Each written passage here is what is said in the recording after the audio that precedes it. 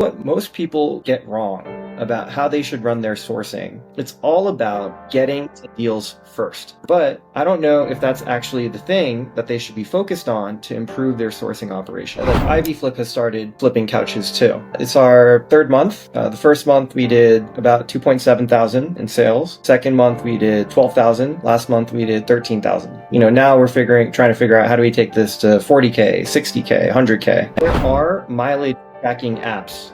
I would get one because your vehicle is one of the predominant expenses in your business. You can claim anything as an expense, but the problem is if you get audited. Marketplace is just a way of sourcing and a way of making sales. But there are other ways of sourcing and there are other ways of making sales as well. And one of the biggest couch flippers in the country, actually, key things that has driven performance for him in his business is actually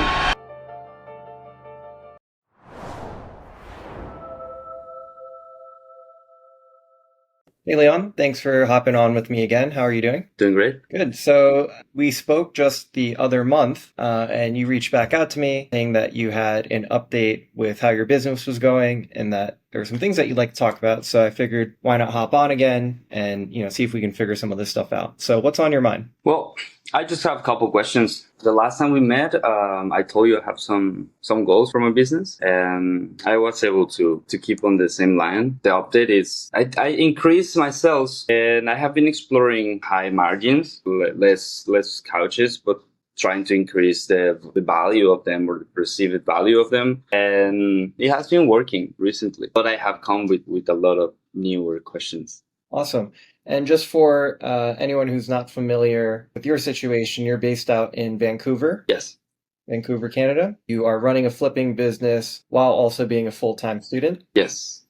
And you've managed to take your business to 6 figures a year pretty consistently now, and you're also able to outsource components of the work as well. So the business is moving to a point where it's relatively automated. Yes, it's slowly, but yes, it's getting there. Cool. So post our previous discussion just a little while ago, it sounds like you've been putting up some good numbers, hitting the goals that we had talked about. And so as you reach a new milestone in your business, that's great, but it also brings new problems. So what's on your mind now? What are some of the challenges that you're dealing with? And maybe we can talk about it today and see if there's a solution. Oh, I think we can start talking the perception of value. Since the last conversation we had, I started working harder on the cleaning process, the staging process. I increased like those things. I also worked on the way I communicate with my clients, try to make it more personalized and try to make it a smoother conversation with them. And I have perceived that I have been able to consistently price my things higher and still have sales for them. But I want to know, what do you think are practical ways or other things that maybe I'm not looking to increase the value? Other thing that I implemented is the brand. I haven't started selling with the brand, but I have done some things with it, and it has also yielded some results. For example, the Facebook group, the Facebook page. I have the website. I printed physical stuff that I have been giving to my clients. I have been giving to people that is interested. I have printed some business cards. But what is some ideas that can help me to increase the sell price of my inventory in general? So, Leon, I think you have all the right answers already. The things that were easy for you to do without going and building a brand, you've started to implement. You've put additional focus into cleaning, staging, communication, customer service, and these are all just with your marketplace interactions. The things that you haven't mentioned might be soliciting people for reviews, so having some customer feedback that's visible to prospective customers, in addition to maybe better product photography, but that goes hand in hand with staging. So it sounds like you're on the right track with all of those elements. And then also in your future, you have already taken steps towards building a brand. And we've seen this with other really successful flippers. They're usually not just content with, one-off transactional business on Facebook Marketplace. They know that if they interact with the customer and they have a brand, that customer is likely to go tell their friends and family about the interaction if it was positive. And if they need a couch in the future, that they might come back to you. And so really, I think building a brand is probably the next next play for you. What we have observed anecdotally from talking to some of the best flippers who have their own brands is it just makes things a lot smoother in a variety of dimensions. So, for example, people that would normally haggle with you about picking up their couch, like selling their couch to you, they might be willing to just give it away to you for free because now you're a trusted service, right? There's some quality assurance associated with the pickup service that you're providing, and they might just give you a couch for free.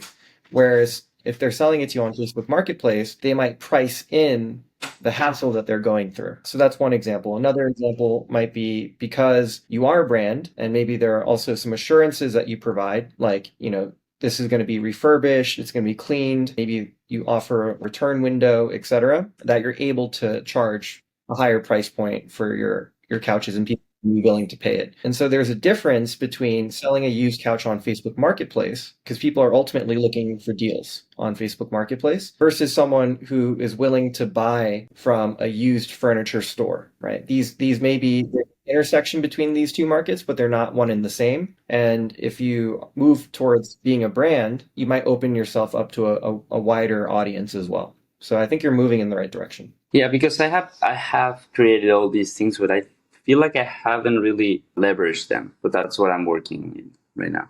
Working on really use the web page, really use the things that I print, or in general that. But yeah, I think that you're in the next step. So it seems like you're confused on like how to use these things. So it's like you have the website, you have the Facebook page now, right? Yeah. Because your primary distribution It still is marketplace, yeah. is based on marketplace. So first thing is leverage your marketplace sourcing and distribution. So in your listings, you could say, hey, go search for my Facebook page, right? You probably don't want to put a URL in your listing because that might get penalized. The listing might get penalized, but you give the consumers a way to find your brand. Okay. Right? And so you might give them like go to Google, search for my brand, go to the Facebook search bar, search for my group, search for my page, search for my brand. And you go there, you're going to see all of the other inventory that I have available. You're going to see like our full FAQ, our return policy, our delivery policy, all the information about working with us as a business. You can see our other positive customer reviews. So you give them some incentive for going and following you specifically, or joining you via those channels. Mm-hmm. The other thing I would do is you're constantly having interactions with people via Messenger. So messages are going back and forth, right? And other than putting something in your listings, letting them know, hey, there's a bigger brand presence that you can interact with, you could just drop your website in the chat, right? Because once you connect with someone, you don't really have to worry about your listings getting penalized anymore. Okay. And so there you can say, hey, you're not interested in this couch, but I get new couches every week. Why don't you go check out what we have on our website, and I can maybe cut you a deal. Finally, I would think about building your email newsletter. Oh. So you have contact information for probably hundreds of people at this point that you've done business with, or even if you didn't do business with them, they give you their contact information. Add that to a marketing list, ask them for permission, right? Hey, do you mind if I add you to our marketing list? That way, when we have new couches available, you'll be the first to know. And, every time you list a couch, or maybe even once a week, send an email out with all of your listings. So these are some basic ways, just leveraging your existing marketplace distribution, that you can start to insert your brand and, start getting some eyeballs on it. Okay. Yeah, that seems reasonable. That's probably step one.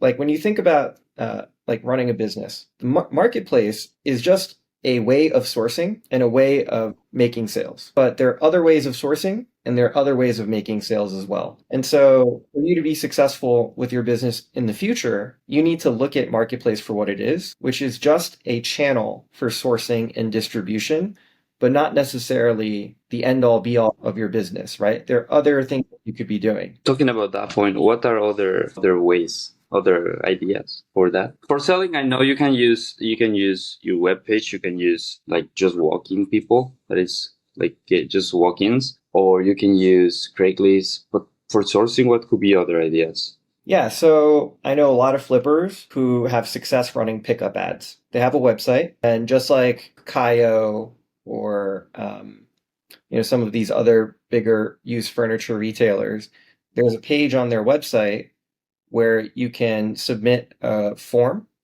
that gives all the information about the couch and you get an instant offer on the couch. And so they'll run like minimal Facebook ads, minimal Google ads, and that's been a lucrative way for them to pick up couches. Because market the pickup service, what happens is you're getting to couches probably before they're listed on Marketplace. So once a couch gets onto Marketplace, you have competition, right? Everyone and their mother that can see the listing is seeing the same thing as you and they can make an offer. And so the seller it's not a one-to-one relationship there, right? But if they're coming to you specifically because they trust you and they want to sell you their couch, you have no competition, which means that you probably have better negotiating leverage. They have better peace of mind. And so maybe they're willing to part with the couch for cheaper. Okay, that's a good idea. And so I think that's effective for you. I've seen other flippers also get into like new inventory, right? So they get to a certain point and they're like, the used couches are good, but I'm tired of like, like it's not predictable, it's not reliable for me. And so they start getting into like buying pallets of furniture and new furniture. I've seen people get into like overstock and B stock returns, Costco returns. So, there are furniture retailers that regularly get returns from their customers, like basically new retail furniture, and they just store it in a warehouse and they have no way of getting rid of it. Now, the complication there is you have to buy bulk, but that might be another inventory. I know other flippers that do estate sales. So really the sky's the limit, right? When it comes to what are the ways that you could get additional inventory. And then on the sales side, something similar too. Right now, your distribution channel is Facebook Marketplace, but that's just one channel.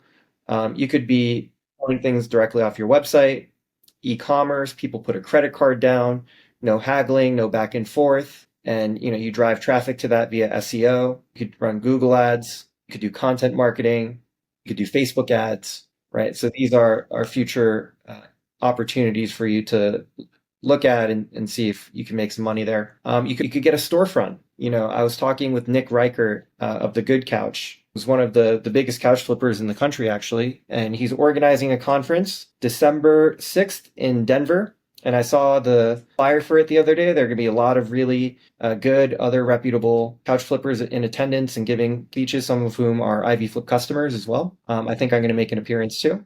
Anyhow, so I was talking with him, and one of the key things that has driven performance for him in his business is actually the storefront. So they opened up a downtown location, basically in the main street of Denver. And what they noticed is that if people don't have to go out of their way and there's somewhere like where there's a lot of furniture that they can look at, they're willing to come in and shop around, and they'll usually leave with a couch, right? So that made a big difference for them opening up a storefront where they have a salesperson available to like meet with the people, and they just have like a showroom with all their couches. So that might be an opportunity for you to expand in the future as well. Yeah, I would like to do that. Definitely it will be the next step. I see that in the next 6 months. I wanted to also ask, now that we are talking about the physical location, one of the things that I have, seen, because, it's the first exposition I have to business in Canada. And also it's the first time I have exposition to business in taxes in Canada. Everything that you expand on, it's important to keep track of it. I have two questions of taxes. The number one will be, what is a good way or a good app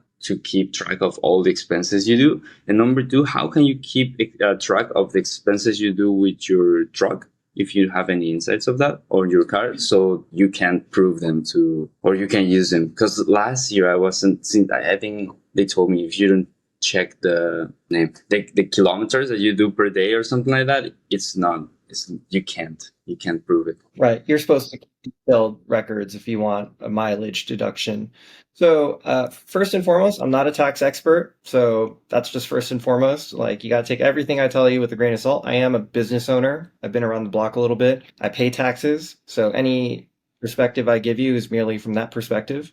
First point I'd make is, if you're not already using it, IvyFlip has created a free spreadsheet, and I'll link it below in the description of this video, and that allows you to log all of your transactions, and it also has an area where you can log all of your expenses. And as you log your transactions and your expenses as they occur, it will generate a monthly P&L for you. So it gives you basically a financial dashboard. There are some calculations that normally you'd have to do manually. We've put a lot of energy into making the spreadsheet as good as possible for people that are serious about getting financial visibility into their business. This is probably the simplest and most powerful spreadsheet for couch flipping out there right now. So if you haven't started using it, I would encourage you to use it. The second thing is, do you already have a business checking account? No, like separate? No, I don't have it yet. I don't have it yet. I see. That's the next step. You should, you have an LLC though, right?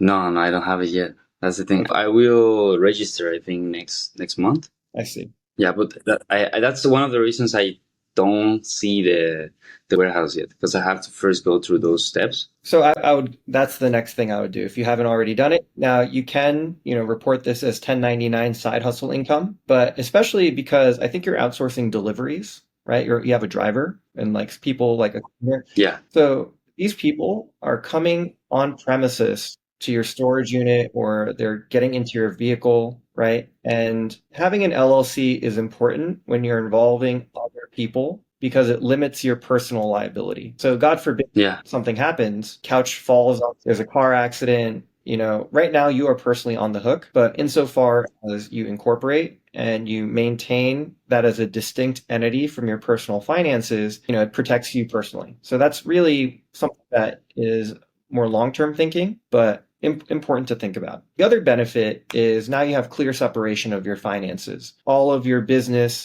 income and all of your business transactions and expenses would flow in and out of your business checking account. You can also go get business credit. So this will help you keep organized, right? If you have your own business checking and your own business credit card, now anything that is appearing on those accounts is unique to your business. You can go funnel it into your spreadsheet. Definitely. Third, you asked about mileage tracking. So there are apps out there that can help you with it. I would recommend that you get one, especially. And yeah.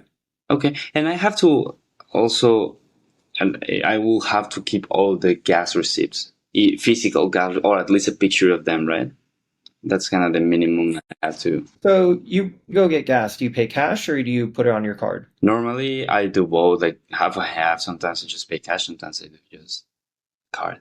But I never printed and I was talking to my accountant, and my accountant told me, he was telling me that if I don't keep those things, it's really not, I can't put those as expenses, like the gas and the service, blah, blah, blah, blah. So you can claim anything as an expense. But the problem is if you get audited, you don't want to give, in the US, it's the IRS. I think it's something different in Canada, of course.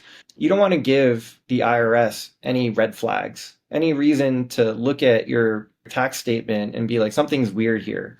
And now they're using AI to do this, right? So they're using AI. They're using what? You're starting to use AI tools to analyze your tax return to figure out if something's weird going on. And so it's literally automated. Whether or not a flag gets raised, and an auditor is going to come closer look at your finances. Now, if you get audited, now you're going to have to prove all of those expenses with receipts.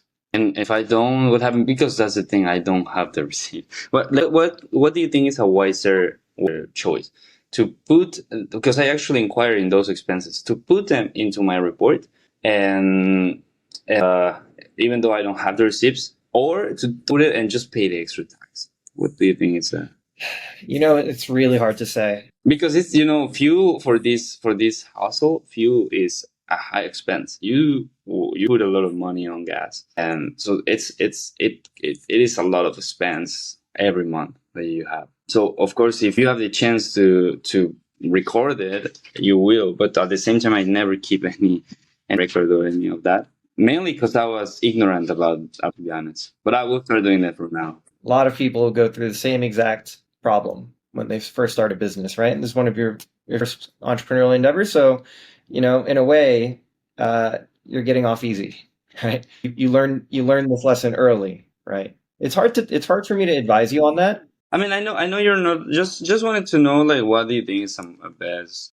In general, I'm just asking these type of questions in general, just trying to get insights from more. Here's how I would think about it. So I would go estimate how much of a deduction you think you can get for your fuel costs, right? So like what do you actually spend on gas, and what would like how much of therefore like what would your total deduction be, and how does that actually impact what you owe on your tax return? And after you go do this math, and you can work with your accountant on this, right? Maybe, it only brings down your tax liability by like $1,000, $2,000. I don't know. And with those numbers, it's easier for you to make a decision. Now, if it's like $10,000 on gas, and you're going to have to do that calculus. Okay, I'm going to estimate what my fuel costs were. I have some receipts, others I don't. And then you weigh that against the probability of you getting audited. And if you don't pass the audit, they're going to apply a penalty, right? So that's how I'd go and make that decision. You have to do it with the numbers. Without the numbers, Yeah. you're just kind of like, you're just guessing in the dark. Yeah. I will keep that in mind from now on. Finally, there are mileage tracking apps. I would get one because, like you said, your vehicle is one of the predominant expenses in your business. Not just like the loan and like your car payment, but the wear and tear that you in using your vehicle and your gas, right? That is one of the predominant expenses in car flipping, other than like storage and cost of goods. And so the app, what it does is it detects when you're moving. And so every time you like are in a vehicle, it automatically records the journey. It uses like the GPS uses like the GPS in your phone to figure out when you're in a vehicle, and it automatically logs all of your routes. And then you can backfill, which of the commutes were for work or which of these were for pickups and deliveries, etc. Okay, I just installed it, so I will start using it. Hopefully, that helps me to file my taxes because without those expenses, it's gonna be really expensive. I feel it. Taxes are no jokes. Yeah, I have one last question that I would like to. Now coming back to IvyFlip, what is the best way to get the most out of it? What is the best way to be the first one, or if you are the first one, or if you're not the first one? What are good practices to get the deals for yourself? Yeah. Well, Leon, I know we talked about you are bringing on a VA to help you with sourcing, right? Is that already in play? Yes, I already have the VA. Okay. And like, how's that going? What is the relationship there? Well, he kind of works on just like some hours, like the full time, and he's basically just there watching Facebook and watching the app, or in this case, watching emails, and he's just there, all the time. And when something arrives, he's just the first one to message. I feel like I am more effective sourcing just from marketplace. Just like if it's something about getting in there but for the other side, he's best sourcing from IvyFlip because he is actually there every time. I used to be there like every 20 minutes. So sometimes I was not the first to message. So he was first. When I do it by myself, I feel like in IvyFlip I have less success. And I want to see like what we do to probably close with the client or give the client the assurance that we are the one who's going to that has means to do it. Because I have experienced many deals that I can't take because I don't know what I'm doing wrong or what could I do can I be doing better. And for him, I feel like he's still learning what is a good deal and what not. But he has been doing better than me on IvyFlip, for sure. That's great. But I want to see how can I not just improve for me, but also give him good tools too. Yeah. It's really good that you are able to step away from that component of your business, right? Most people never get to a point where they can outsource the sourcing. And, for me, like IvyFlip has started flipping couches too. It's our third month. The first month we did about 2.7 thousand in sales. Second month we did 12,000. Last month we did 13,000. And so, now we're trying to figure out how do we take this to 40K, 60K, 100K. And we think we can get there in a relatively short period of time. There's a bit of a learning curve for us. And for me, if I have to do all of the work, it's not worth my time and energy. Nothing against flipping, right? It's just at this point in my career, if I'm going to put my energy into something, it has to be more scalable than just my own efforts. So from the onset for us, it was like, what is the model? Like, how do we consistently acquire inventory? At what price? What price do we think we can sell it at? And all of the individual labor components of the business should be able to be priced. And like those are the expenses of operating the business. And insofar as I can generate more revenue than the expenses of operating the business, then it's scalable. Now I don't have to do the work, right? And so for me, I didn't really care exactly how profitable I am on selling these couches. What I need is volume. I need scale, and I need people to come in and do the work for me. So I started thinking about the couch flipping business like this way out of the gate, right?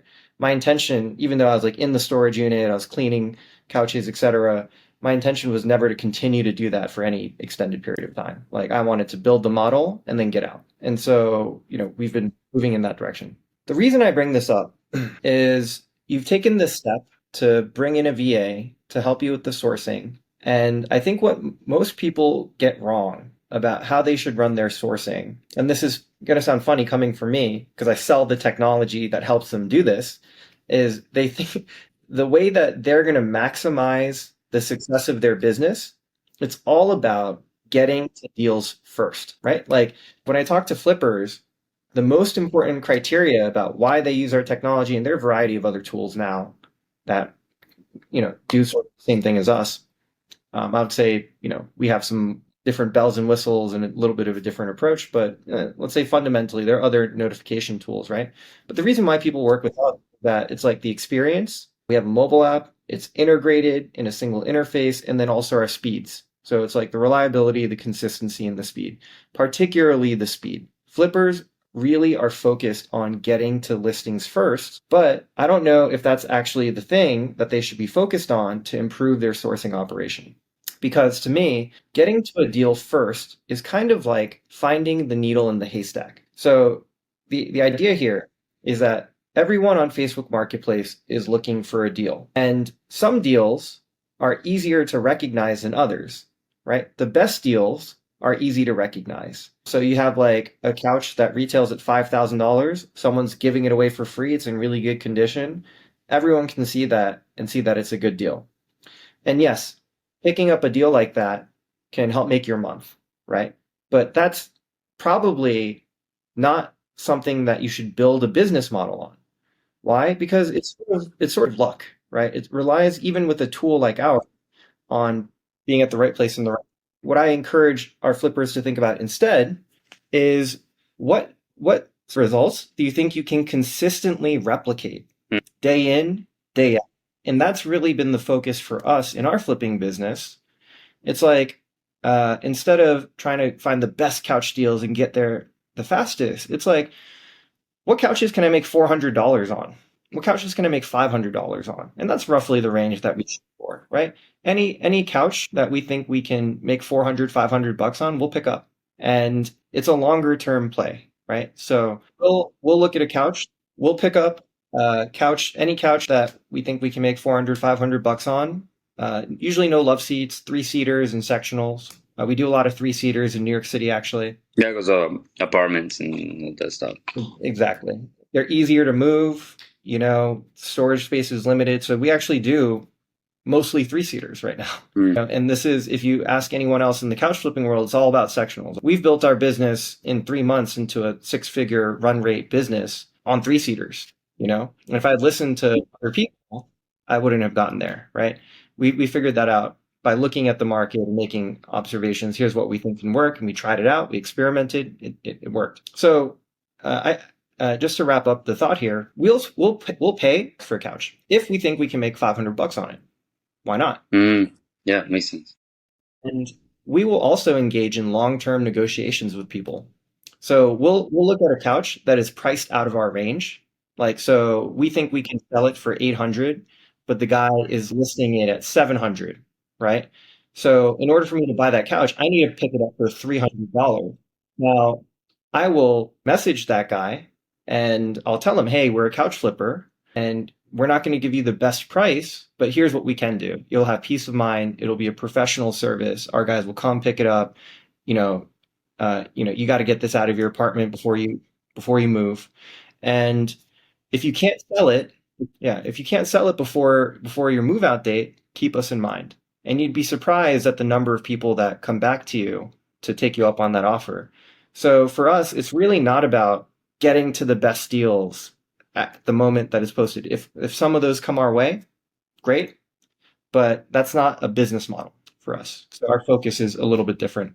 Okay, Leon, I do apologize. I have to run, Yep, but I hope this has been a productive conversation for you. it has been. But yeah, I always enjoy catching up with you, hearing how your business is going. So if there's anything I can do to help you in the future, just you know how to get in touch with me. Thank you very much, Charles. Yeah. Well, thank you very much for the call. It has been very insightful. I learned a lot today, for sure. Thank you, Leon. Bye bye.